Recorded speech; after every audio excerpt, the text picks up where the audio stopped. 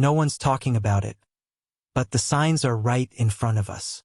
While mainstream headlines chase AI hype, political distractions, and meme coin drama, the institutions are moving in silence. And the FDIC, the same agency you've only ever heard of when a bank collapses, isn't just watching this space anymore. They're building in it. This isn't speculation. It's a coordinated financial restructure, and XRP is quietly being positioned right at the heart of it. Let's be real. The FDIC doesn't make headlines unless something's broken. And lately, they've been very active. Far too active for things to be business as usual. Multiple banks have failed. Liquidity risks are escalating. Commercial real estate is teetering. The public doesn't see it. But behind the scenes, the FDIC is working overtime to prepare for something systemic. What are they preparing for? A new framework. One where real-time settlement replaces batch processing. Where liquidity is on-chain, not trapped in legacy rails. Where cross-border payments don't take days, they happen instantly with finality. Enter XRP, the digital asset designed for speed, liquidity provisioning, and cross-border trustless value transfer.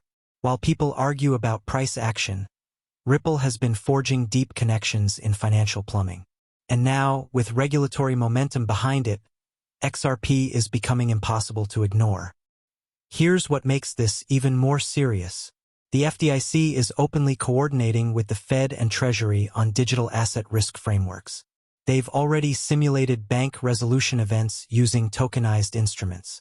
They're consulting with fintech infrastructure providers, and Ripple's model matches the exact specs being discussed. So while CNBC talks about tech stocks and TikTok drama, the financial elite are building a parallel system. And they're not building it for us. They're building it for survival. Because when the next wave of banks go under, and yes, more are coming, the existing system will be too slow to react. Too rigid to absorb the shock. That's when real-time systems like RippleNet become the new standard. And XRP? It won't just be a coin, it'll be a lifeline. It's not about hype anymore. It's about liquidity, compliance, and systemic integration. So if you're holding XRP, you're not betting on a moonshot. You're positioned in the bloodstream of the next-generation financial system. Subscribe to Be Crypto Smart for more game-changing analysis the media won't show you. The FDIC published a document called the Resolution Handbook. On the surface, it's just a procedural guide. But buried deep inside are phrases that should send shockwaves through the crypto world, especially if you're holding XRP. We're talking about language referencing tokenized liquidity instruments, real-time settlement mechanisms, and cross-border asset resolution. This isn't a white paper. This isn't speculative theory. This is hard-coded into the crisis response framework of the U.S. government's primary bank insurer. Why would the FDIC, a traditionally slow-moving, risk-averse agency, suddenly start talking about tokenized instruments? Because they see what's coming. Systemic risk is no longer just theoretical. It's active. Regional banks are collapsing. Commercial real estate is deteriorating. Credit contagion is brewing. The old tools ACH, SWIFT, batch clearing were never designed for velocity. And the next time a major U.S. bank implodes, the FDIC knows they'll need to move fast. You can't unwind $500 billion in obligations using spreadsheets and paper trails. But Ripple's on-demand liquidity system can.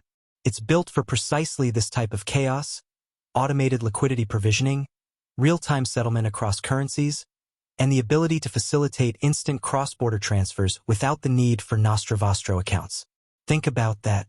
In a crisis, XRP doesn't just work. It thrives.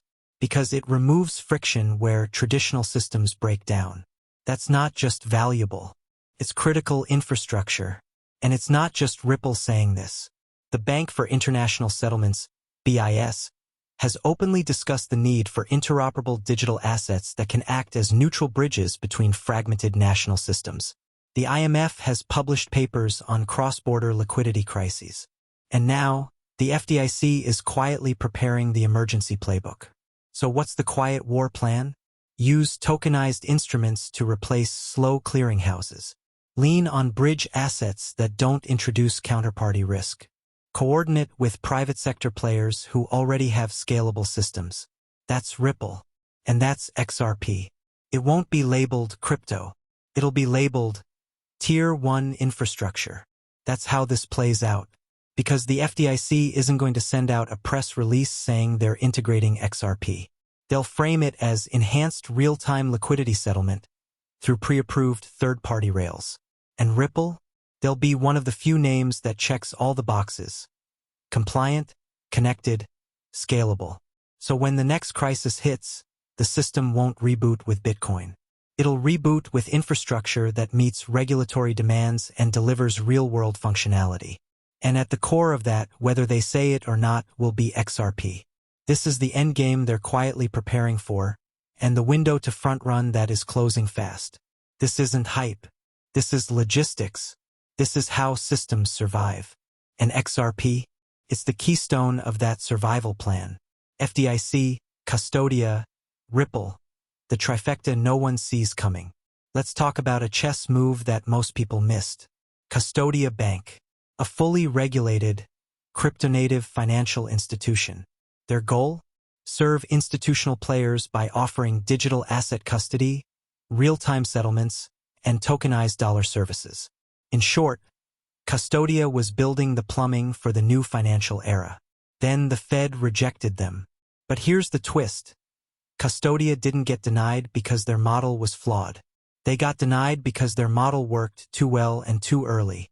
Their tech posed a direct challenge to the outdated legacy systems still propping up the traditional banking world. It exposed just how far behind most U.S. banks really are. And it forced regulators to admit something they've avoided for years. The infrastructure is already here. It just hasn't been greenlit yet. Now fast forward. The FDIC, the OCC, and the Federal Reserve are no longer ignoring tokenized assets.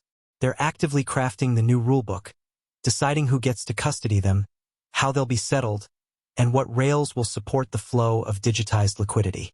And guess who's already solving those problems in live markets? Ripple. Ripple is light years ahead when it comes to regulatory engagement, global licensing, and institutional integration. Their corridors in Asia, Latin America, the Middle East, and Africa aren't pilot programs. They're production-level systems moving real volume for real clients. Now they're setting their sights on the US. And while everyone's watching ETFs and speculating on the next memecoin, Ripple is building inside the wire. You connect the dots. The FDIC is searching for scalable tokenized settlement solutions. The Fed is crafting new standards for asset custody. Ripple has spent the last decade engineering systems that meet both technical and compliance demands. And at the center of Ripple's ecosystem? XRP, the native asset that powers real-time settlement without needing a counterparty. It's fast. It's borderless. It's liquid. It's trustless. And most importantly, it's already in position. This trifecta, FDIC, Custodia, Ripple, is a blueprint. It's a signal that the future of banking isn't being built by JP Morgan or Goldman Sachs. It's being built by fintech-native platforms that know how to scale and adapt in real time. And here's what comes next. Once the rules are finalized and the digital rails go live, they won't call XRP a cryptocurrency. That narrative is over.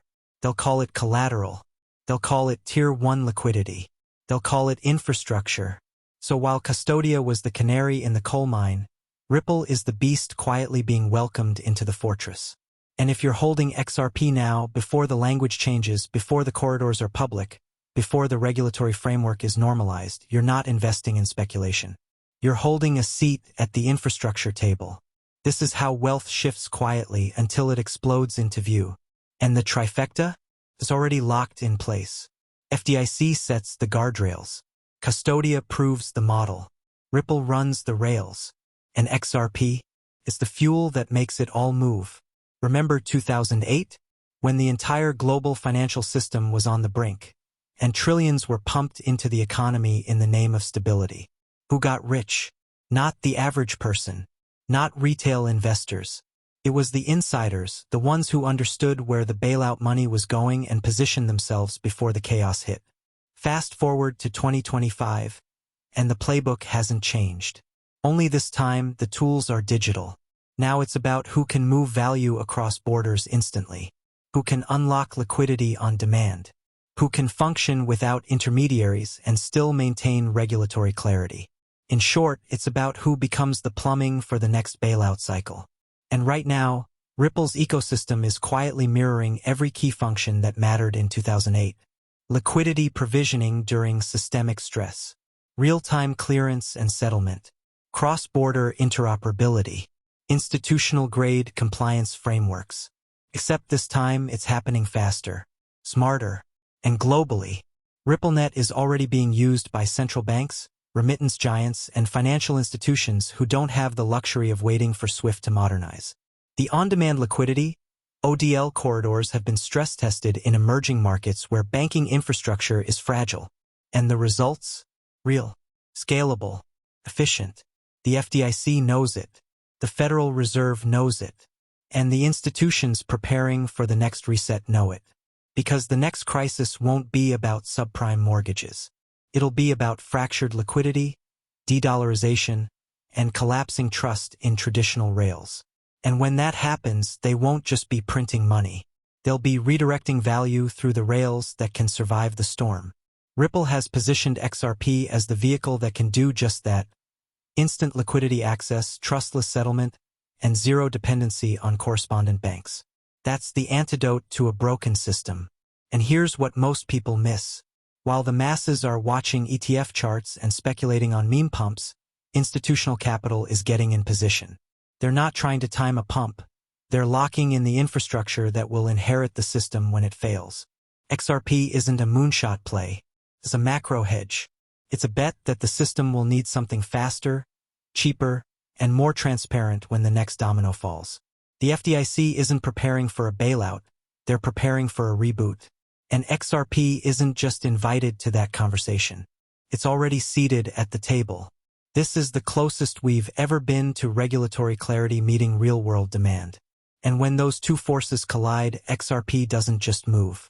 It explodes. Not because of hype. Not because of influencers.